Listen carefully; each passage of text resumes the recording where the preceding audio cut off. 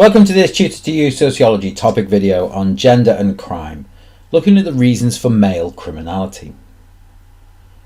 According to the most recent crime survey of England and Wales, males are more likely to commit most forms of crime, with 4 out of 5 crimes being committed by a male.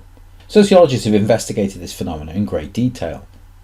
With accusations that sociology and criminology were for a long time male-stream, that is, male researchers researching male crime, there are lots of different theoretical approaches that can be used when explaining the higher rates of offending for males. And in this video we're going to look at how to apply these ideas, explaining how a concept explains the higher level of criminality for males.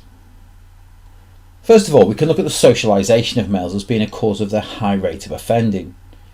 Traditional functionist theories such as Parsons' sex role theory suggest that males are less adequately socialised than females. Now, this is based upon the assumption that fathers take on the instrumental role in the family, having limited involvement with childcare, and so boys are less adequately socialised into male roles than girls are into female roles. This leads to boys seeking out other boys and can lead to socialisation into subcultural norms and values. This traditional functionist idea was adopted by Murray and New Wright when looking at the underclass in society, suggesting that most crime is the result of idle young males that lack adequate socialisation, as they're part of a lone parent family. A final application of socialisation can be seen in Messerschmitt's idea of hegemonic masculinity. Males are socialised into being what society deems to be the ideal man, often reinforced through the media, of being tough, aggressive and no-nonsense. This leads to criminal behaviours, particularly physical violence, when a male's authority is challenged. We can also apply Merton's strain theory and the subcultural strain theories of Cohen and Claude Nolan in explaining higher levels of male criminality. Males are more likely to feel the strain to enemy in society, particularly working class males. And we can link this back to studies of education and examine the blocked opportunities for working class males. Merton's strain theory would suggest that blocked opportunities for legitimate progression leads to males displaying deviant adaptations to strain, such as innovation or retreatism, rejecting the legitimate means of achieving society's goals or rejecting the goals of the American dream itself. Cohen argued that blocked opportunities led males to suffer from status frustration, and that they look to join subcultures with alternate status hierarchies where criminal behaviour is given higher status than conformity. Claude Nolan would argue that blocked opportunities are more likely to lead to subcultural formation as well, but also suggest that the illegitimate opportunities that males are presented with determine what type of subculture they may join, a criminal, a conflict or a retreatist subculture.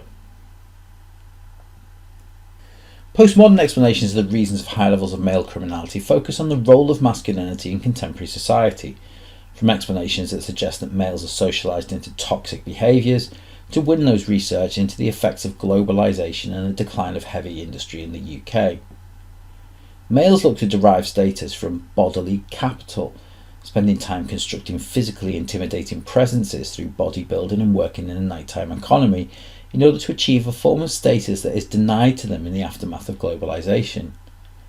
This hardman culture is responsible for criminal behaviours such as protection rackets, trafficking of drugs and illegal goods, and is offered as an alternative career to many impacted by the closure of traditional male industries in the latter part of the 20th century. Finally, control theories, which also offer explanations for women's lower level of criminality, can be used to explain male rates of criminality. The lack of informal social control over men's behaviours provides them with more opportunities to commit crime in comparison to women, and this leads to them being overrepresented in crime statistics. Males are more likely to have opportunities for criminal behaviour because society provides them with more opportunities. Higher status in the work sphere allows them to be involved in corporate and occupational crimes. In the public sphere, this allows them to be in places where crime is committed, such as pubs, clubs and large gatherings. Whilst men's physical dominance over women in the private sphere can lead to males reacting with force to challenges to their authority. However, when evaluating explanations of male criminality, it's important to consider the changing nature of masculinity in the 21st century. Not all males conform to stereotypical ideas of masculinity. Issues surrounding toxic masculinity and male mental health are discussed more openly in society than in previous generations. It can also be argued that many theories of crime focus on the need for economic resources, yet males retain the majority of economic power in society, which doesn't explain the need to commit utilitarian crimes. However, it can be suggested that male expressions of violence are the result of growing frustrations in society, particularly related to the concept of lagged adaptation.